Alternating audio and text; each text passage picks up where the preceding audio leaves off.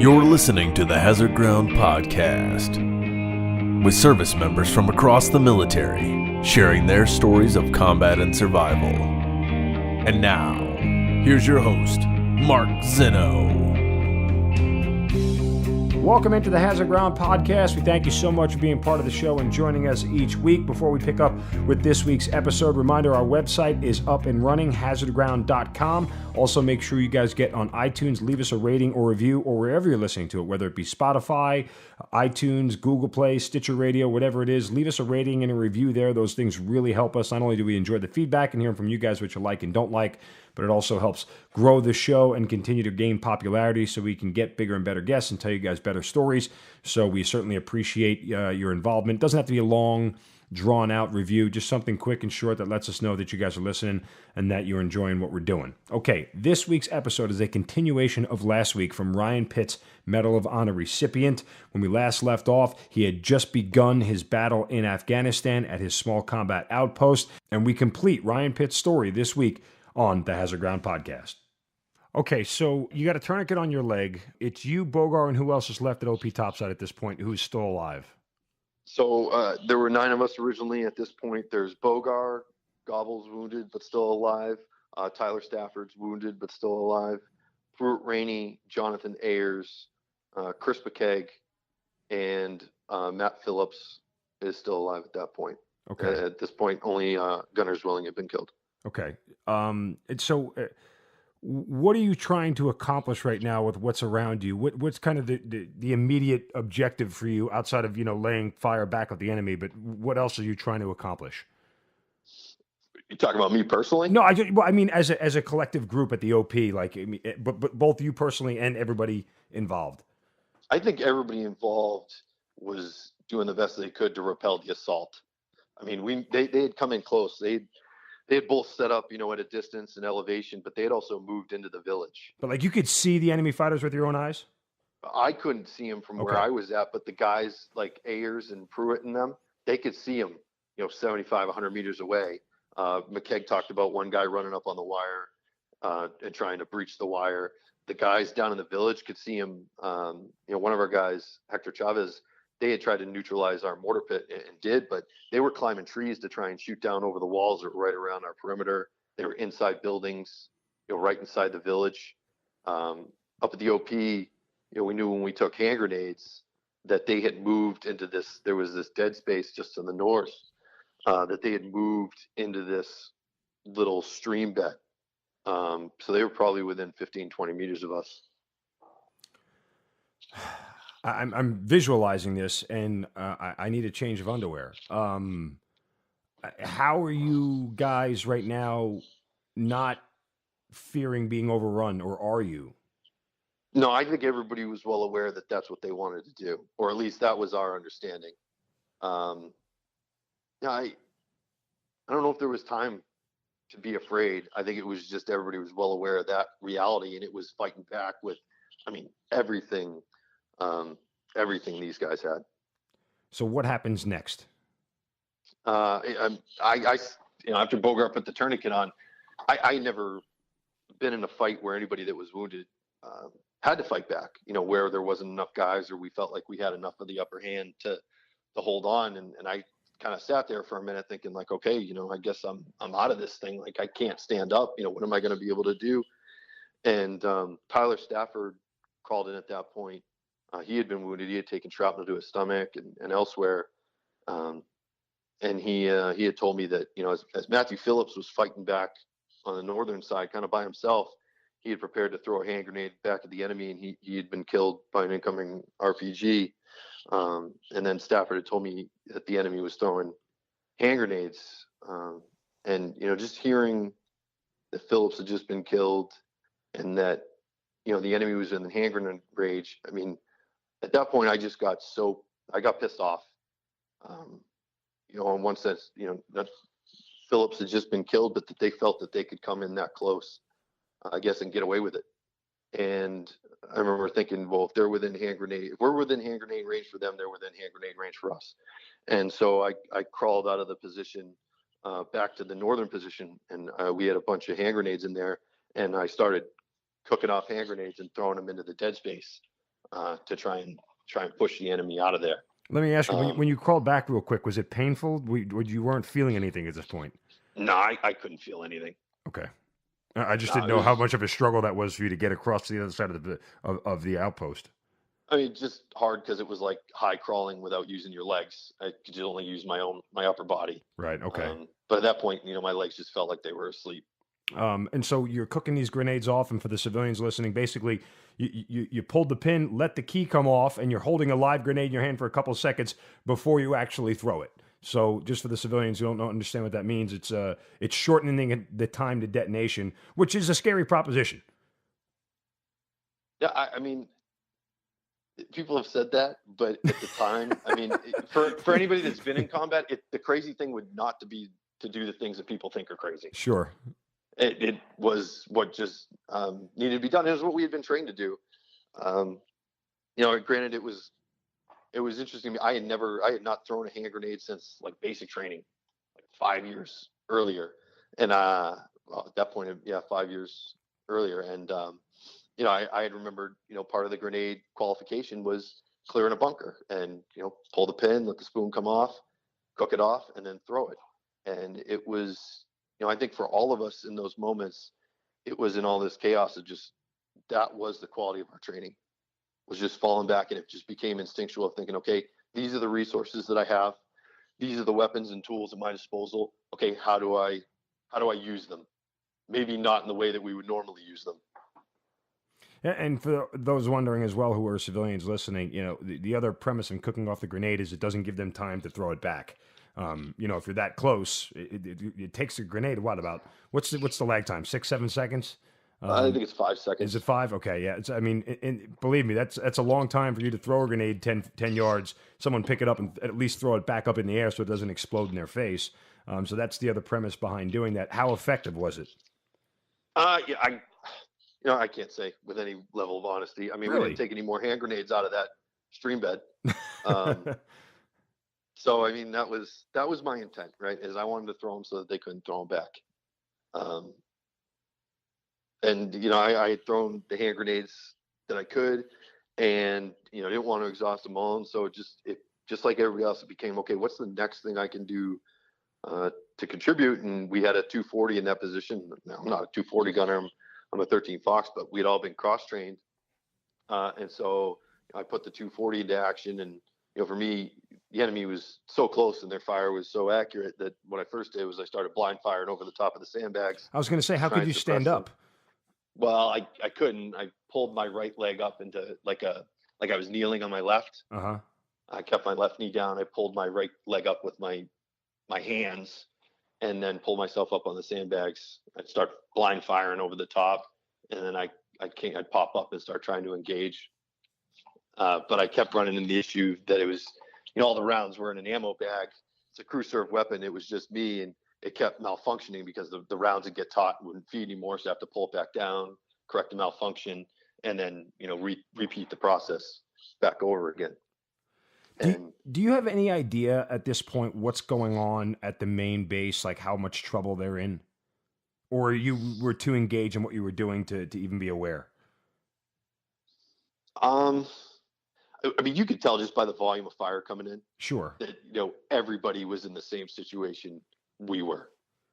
But you have no idea to what extent, I guess. No. I had gotten on the radio when I was initially wounded to call down the situation. And inform, our commander on the ground. We had our company commander there, Matt Meyer, and let him know the situation, that we had taken casualties at the observation posts. We're returning fire, and we have a heavy amount of fire coming back in. But there wasn't a whole lot of details going back and forth about what the situation was at every position. Okay, so bring me back to where you are at OP topside now.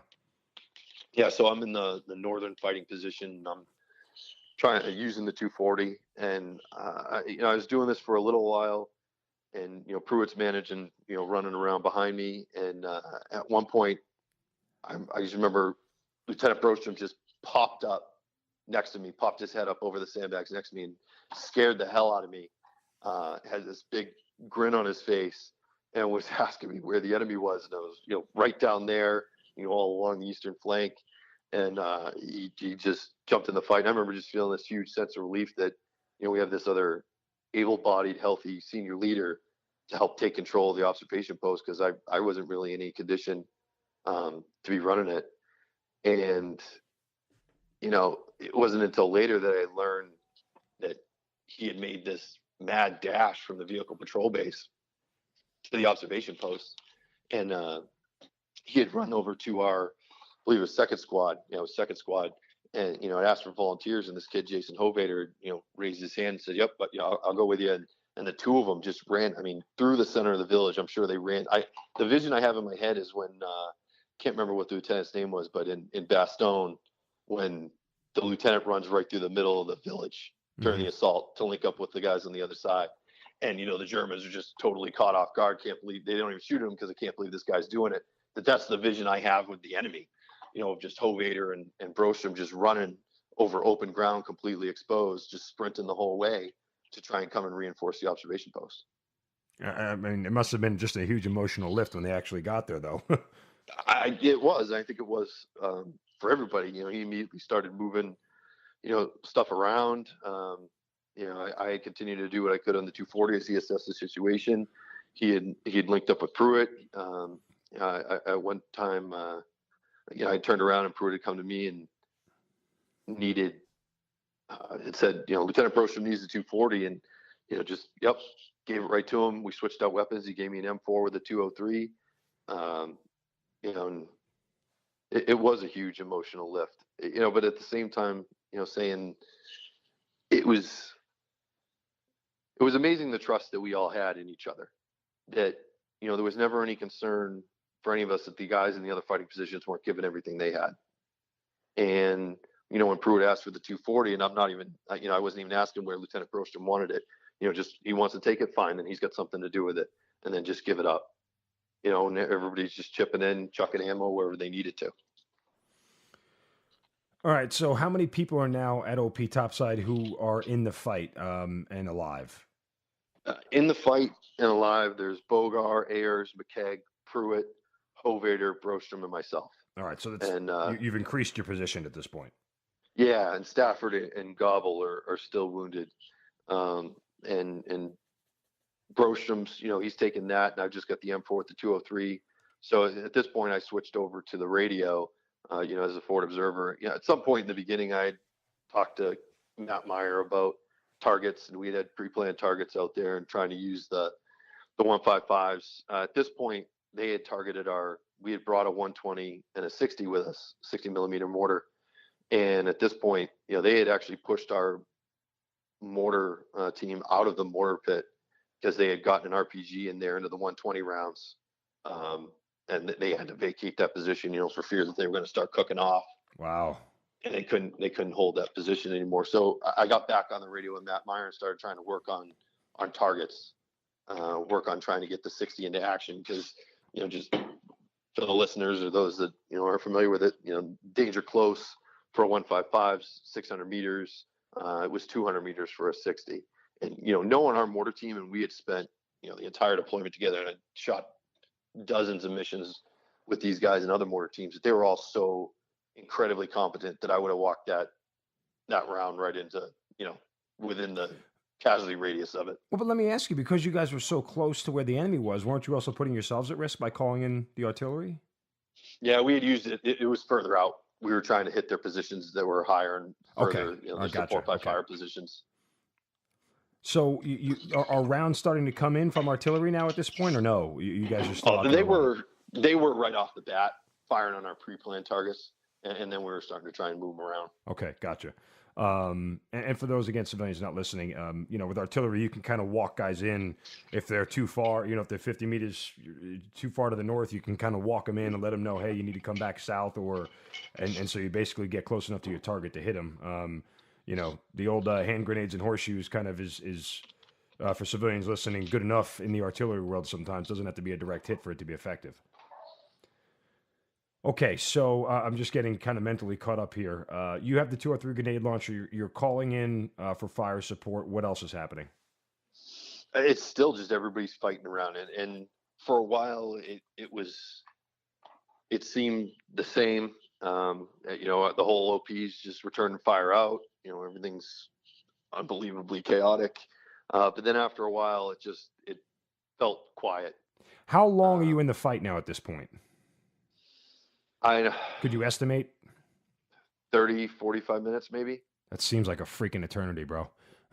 It went by in like a blink of an eye. Right.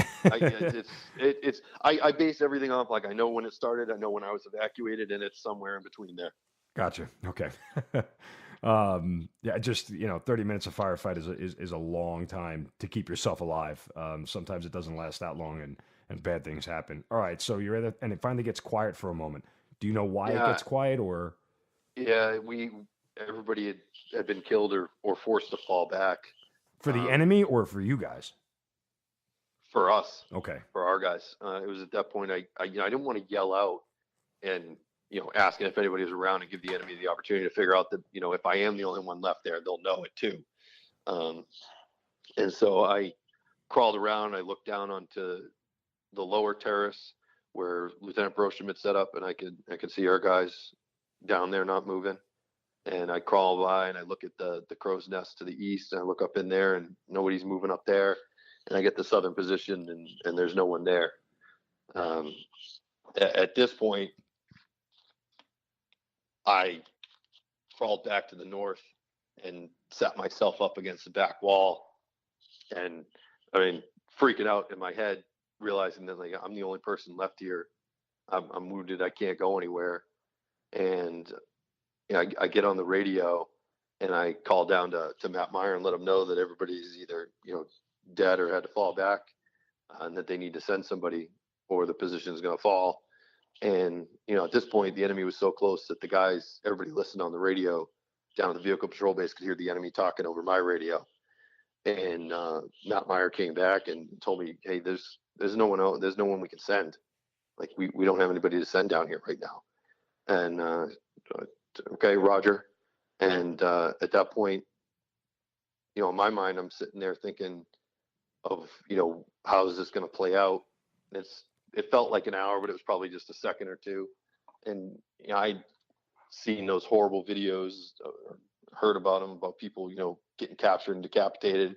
And all I can think about is, I don't want my family to see, me get decapitated on YouTube. And then I just kind of decided that, I wasn't going to let them. They were going to have to kill me. And so I just started thinking of, okay, what's the next thing I can do? What tools do I have right here? I had that 203, and earlier in the deployment, I had seen our third squad leader, Sergeant Sean Samaru, train his guys how to use the 203 to kind of lob it in directly and put it into dead space. And I thought, okay, I can do the same thing. I think I know they're all kind of, I'm worried about them coming in this riverbed. So I did the same thing. I put the 203 vertically. I put the rifle vertically. I wrapped around, and then just leaned it a little bit in that direction and fired it off. And that first round, that was like the longest, however long it took for it to come down, of my life. Because I let it go, and I remember thinking, like, I didn't even think about the wind, because I didn't lay it over much, and this thing's basically going straight up. And but I don't know where it landed. I hope that it landed in the riverbed, but I can't say. I couldn't stand up, so I didn't see it. I wasn't looking for it.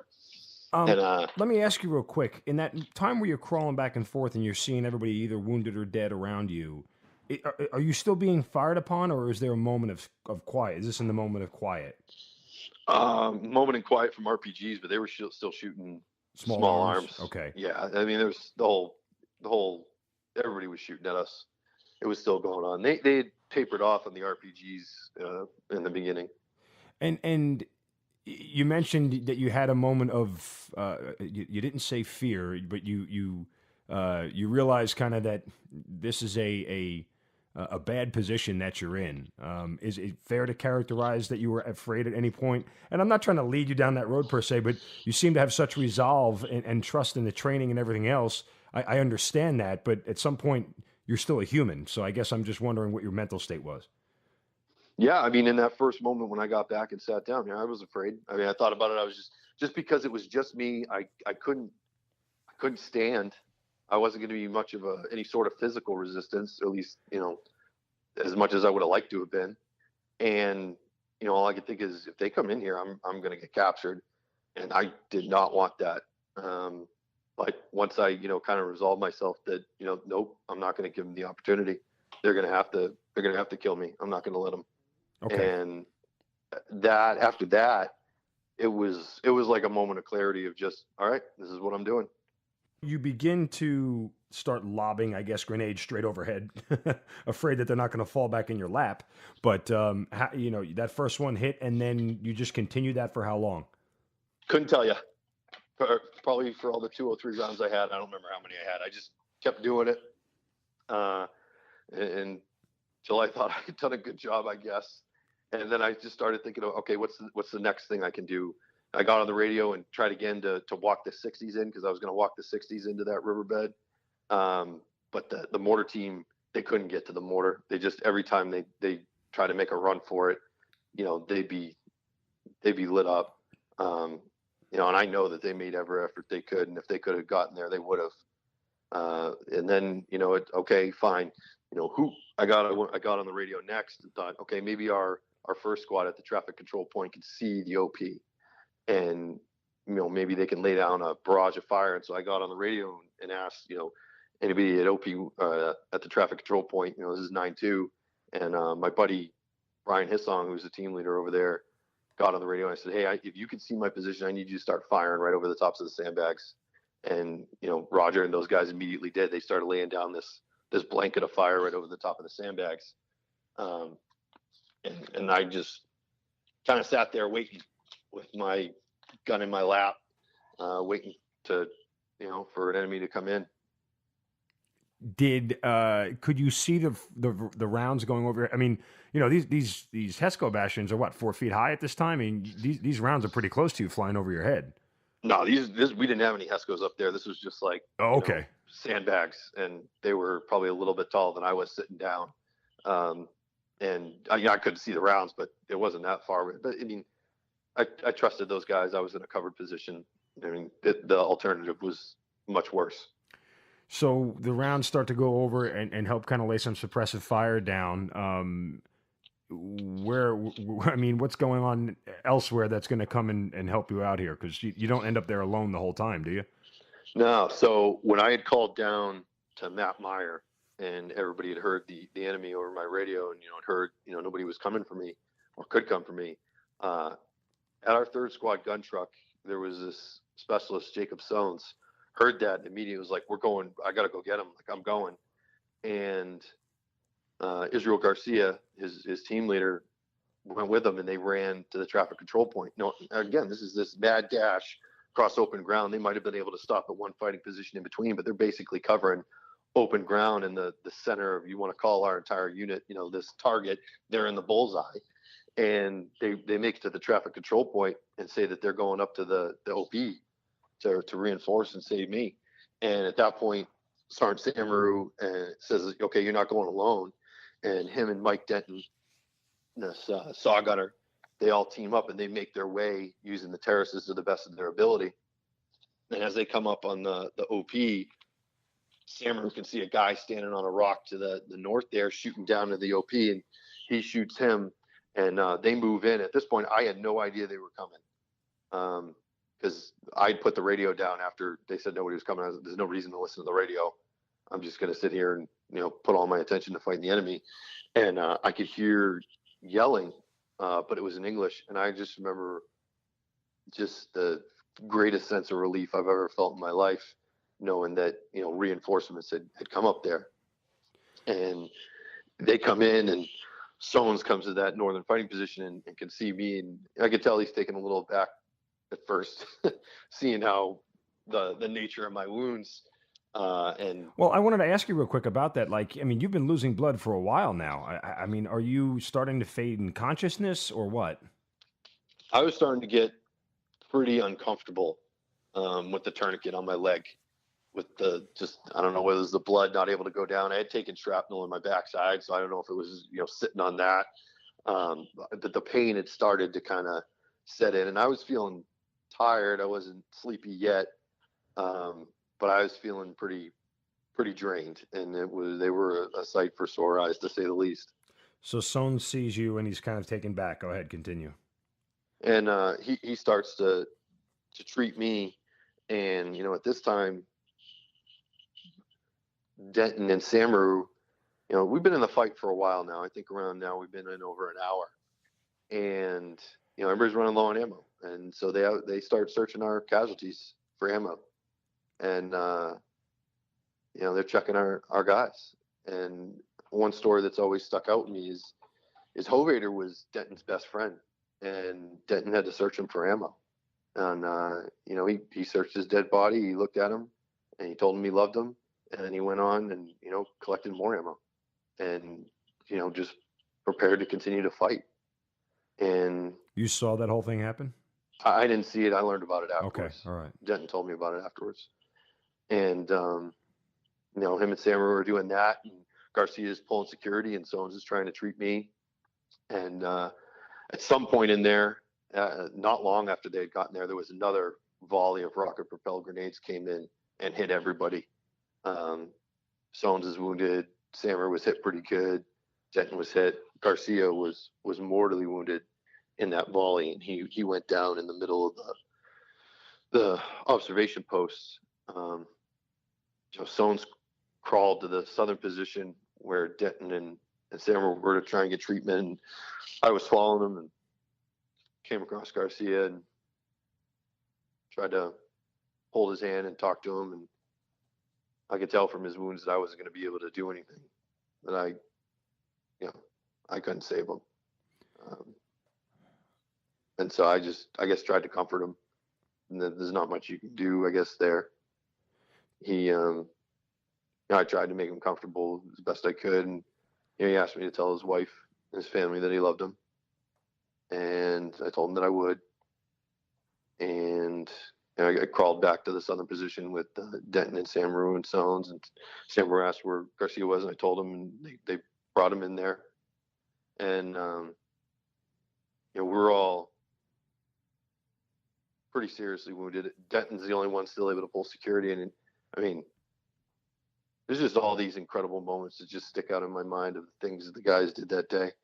And Denton standing up, and he's right-hand dominant. He's a saw gunner. But he had taken shrapnel, up and down his backside, his back, lower back, legs. He had taken a piece through the middle of his right hand, bones sticking out of his hand. And this kid's standing up with his saw, propped on his forearm, pulling security, ready to fight while the rest of us can't. And, Samaru's embedder went down, so I got that working. Denton checked Samaru to make sure he wasn't, mortally wounded, and tried to treat him. And, at that point, we're like, all right, we can't stay here. Like, just everybody's too banged up. We got to try and get out of here. And so they pushed down the sandbag wall there to the south, and we started to crawl out. And I was sitting there leaning up against the sandbags. And I just watch as, I guess I should back up a little bit. While they were there, the Apache gunships came in. And that was a big sense of relief, because just anytime Apache gunships show up, it's a game changer. And those guys came in hot immediately. You kind of feel the mood of the fight change a little bit. Sure. And they came in and they were doing gun runs within 15, 20 meters of the OP, I think, trying to lay it down as close as they could into that riverbed. And so they were helping there. And about this time, our first platoon at QRF from Fall Blessing and made the run up to Wanat. And those guys they didn't stop for nothing. They didn't clear anything. They would just fly around, shoot into dead space where they could. And they just drove like Mad Max up to us. And about this time, I can see the gun truck start rolling in, and all of a sudden just guys start pouring up to the OP, making their way up the terraces to come and get us. And they had called out that medevacs were coming in. And, I could see one had landed down at the vehicle patrol base and was starting to evac casualties, because we had taken a number of casualties down there. And they asked us to pop smoke, and I'm thinking, okay, we're just popping smoke so the Apaches know where we are. And So the medevac crews will know where. I never thinking the whole time we're gonna have to make our way down the vehicle patrol base, and all of a sudden this helicopter, this medevac comes in, flares, and lands right on one of the terraces between us and the enemy. Wow. And the guys, the crew chief and the other medic, they get off and they start coming down the terraces to get us. And they load up Samaru, Denton, Soames, and me. And that was the end of the fight for us. Let me go back for a second to that moment with Sergeant Garcia. Obviously, that's something that stays with you forever. Do you feel like, when you look back on it, that you said the right thing or you acted the right way? Do you ever replay that moment in your head? I've thought about it a lot.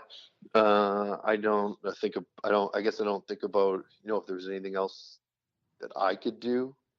If anything, I guess like all of us would think like, all right, was making the call down there the right thing?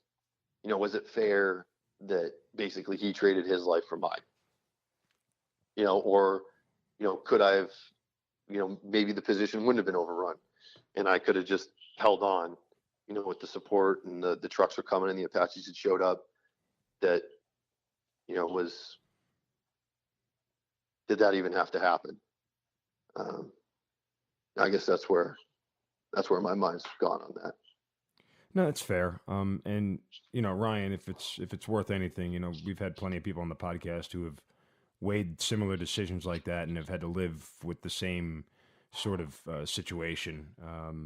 But the one solace I think everybody talks about, and if the shoe was on the other foot, it would have played out the exact same way if the roles were reversed. And I don't think anybody has any hesitation about saying that. And sure, it's not any consolation, but I from an objective outsider from that standpoint, if I can relate any empathy, it's in the other stories I've heard that that's how people understand it. And I can't imagine what that moment was like.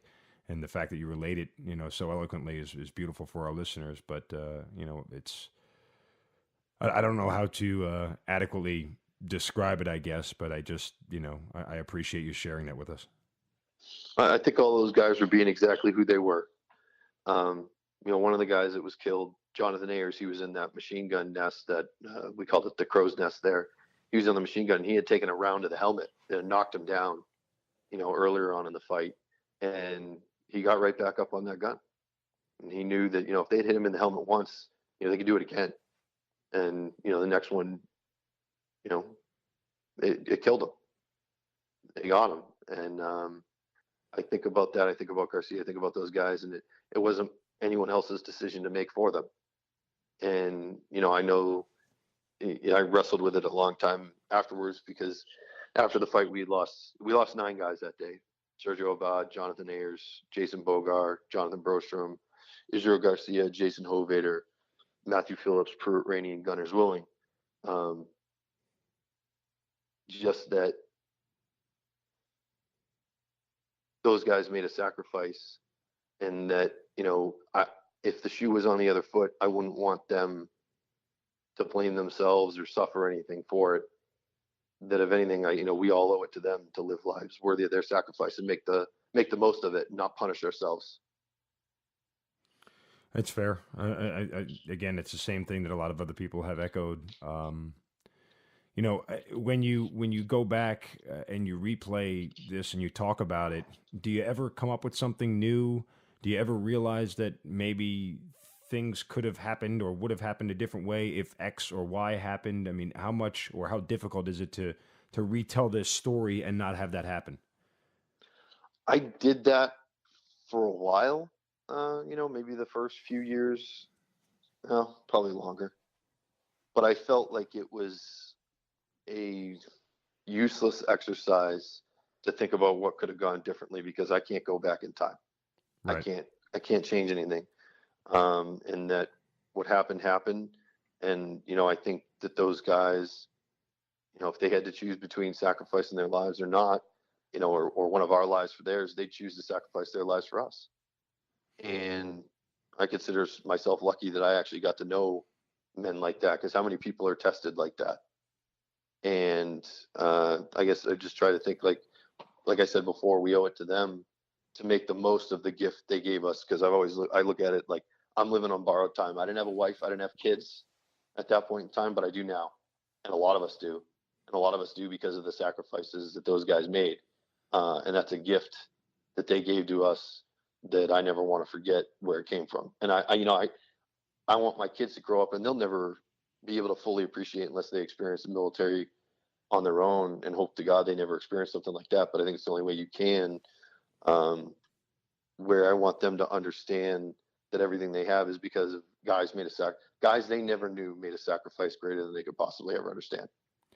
One more question as it pertains to the battle. Sergeant Garcia asked you to relay a message to his wife and his family. When did that meeting happen, and how difficult was that for you? Yeah, we went back to the unit, got back to Italy shortly after that battle. I went to Walter Reed. Denton was at Walter Reed with me. We were there for a while, and so this was July 13th. We made it back to the unit, had like a homecoming in, I think, September, and I was able to go back for that, and got to see Garcia's wife and meet his mom. And Denton and I went over and spoke to them. It was hard, but it had nothing to do with whether it was hard for me and Denton. It was about, honoring what Garcia had asked us to do. And I'm glad that we did that we could let them know that, in his final moments, his thoughts were of them. I couldn't imagine that conversation. Like, you see it on TV in the movies, and no matter how they try to portray it, it doesn't do it justice for how emotional that moment is. Am I right? Yeah, it was, but I think Denton and I both went into it, like I said, just trying to think about, like, this is our duty. We owe it. We're here because of Garcia. We owe it to him to do this. Our discomfort is irrelevant. This is about, Leslie and his mom, Mari Cruz. What is the status of your injuries, as far as your leg and everything else? I still got it. I'm not too much worse for the wear. Really? Yeah. No. When I think about all the injuries that people have and guys I serve with that have, lost limbs or permanent damage, I feel pretty lucky that I'm, been able to bounce back the way I have. And it's a credit to, the treatment I got that day. Bogart helped save my leg, save my life. The medevac crews coming when they did, because when they got there, I was starting to feel real sleepy. And, they took incredible care of us. And Bagram Airfield, in the field hospital there, doing the surgeries they need to do to stabilize us there. I got incredible medical treatment from there all the way to Walter Reed, and they did an incredible job putting me back together so I could be where I am now. All right, so let's fast forward to, I guess, the administration paperwork, and I don't want to call it a formality, but, the process of you finding out that you're going to be awarded for your efforts on July 13th, 2008. Yeah. So following the battle, I learned that I was going to be nominated for the Distinguished Service Cross, and I ended up med boarding out of the Army, and I just moved on with my life, went to school and everything.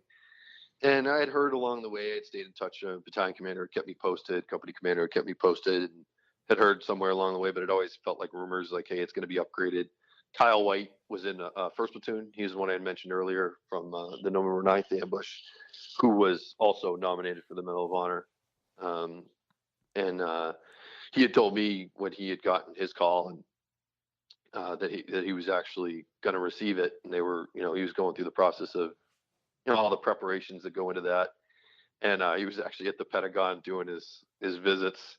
And he texted me and said, hey, they need your number because they're going to be calling you soon. Wow. And that was kind of how I don't think that's the way we're supposed to find out formally, but that was how I found out, initially. Who gave you the actual call? The president. Well, so, I mean, they prep you ahead of time and let you know, but the official announcement comes from the president. No, but I mean, who made that first call to tell you, hey, the president's going to call you to tell you? It was a colonel. Okay, in the just Army at some the staff Pentagon colonel that at the helps, Pentagon. Okay. that coordinates those things. And, I'd let me know that, hey, this is going to happen. At some point you're going to get a call from a senior military or leader. And I was like, yeah, okay. I think I can put together who that is. Okay. Gotcha. And, they coordinate, they tell you, hey, okay, is this date good this time? Yep. Okay. And I wasn't nervous until the call actually came. What He just number call pops you up? outright. I don't even remember. Oh, okay. I should have saved it, but I don't even remember. I think it was probably blocked. And I was sitting in my living room, and I had never dropped a call in the house before on my cell phone, but I realized I was on my cell phone. And the whole time, I talked to the lady at the White House that called to, just say, hey, you still available? And, how are you doing? Oh, I'm good. Okay. You ready for a call? The president will be on in a minute. Oh, okay. And I'm sitting there in the silence thinking, oh my God, I hope my phone doesn't drop this call. Like, did it just drop it? And it might have been on hold for 30 seconds. It could have been an hour. I don't know. It felt the same to me. And then the president came on and, hey, how are you doing? And I felt, like I said, calm up to that point, and then it just kind of sunk in, and I was like an idiot. How are you doing? I'm good, sir. How are you? And it was, brief. I can't even remember what was said for most of it. That's it's got to be, elating, I guess. I don't even know what I would compare it to, so I won't try. But when you hang up the phone, do you remember what you felt after it was all done? It's just surreal. It just didn't feel real. I think a lot of what I was feeling then, and a lot of what I was feeling before, like even when I heard about the Distinguished Service Cross, and I never felt that I deserved that, was it didn't feel fair. Like, I didn't feel like I did not do anything different than anybody else that was there that day. I was just trying to keep up with everybody around me. Everything I did was just what everybody else around me was doing. And it didn't feel right that, I was being recognized for something that we all did together equally. And that, there were 9 guys that didn't come home that made the ultimate sacrifice. But over time, I realized that it's not about me. And other recipients have all echoed these same sentiments. I can't say anything that's new. But just that, in my mind, it's an individual award for a collective effort. I just get to be the caretaker of it, and hopefully do right by all the guys. But it's ours, not mine, and it really belongs to those 9 guys. Ryan, what's the responsibility of being a Medal of Honor winner? I mean, to that end, as you just spoke about, you're kind of, the beholder of this medal and the beholder of, I guess, this honor, if you will, but recognizing that it belongs to more than just you. Is that a big responsibility? I think it's an awesome responsibility. That it's not about you, and you have an opportunity to go out there and do good, and you have a responsibility to do that. It's if I can be an advocate for veterans and veteran issues, and help show my appreciation for the service of everybody else, because it's made me realize that no one's service has any more value than anyone else's. I don't care whether you served in a time of peace or a time of war. You answered the call for your country, and we all go where we're told, and we tackle what's thrown at us. And all jobs, we don't do the same things, but they're all worth the same. And so I think it's important to share that with people, because it's one of the things that I like hearing the least, right? I dislike the most, I should say, is when people say, like, oh, I thank people for their service. And they say, well, I didn't do what you did. It's like, but you did exactly what you were supposed to do. Like, what I did isn't any different. My service isn't any more meaningful. I did, my duty for my country, and this isn't mine. This is, trying to explain to them what it represents. And that's other people, educating them that, this award represents all our service. All the sacrifices have been made, because there are tens of thousands of Americans who have given their life and never been recognized for their sacrifice, right, in that way, Right. with that sort of appreciation. Just out of curiosity, where is the actual medal? In my closet. Don't take it out much? Not only for when it's needed. When is it needed, I guess, is my When question I have there. to wear it. Like, for do you wear it to speaking engagement, things of that nature? yeah. I mean, yeah. When I guess that's the nature of the event. I don't keep it out on display or anything. No, that's fair. I mean, I just, your parents must be overwhelmed. I think everybody kind of is. I am. It's, I mean, yeah, is it hard? I guess the answer is no, but is it hard to remain humble? I mean, you obviously are very grounded about this whole thing, but, saying a Medal of Honor winner carries a lot of clout.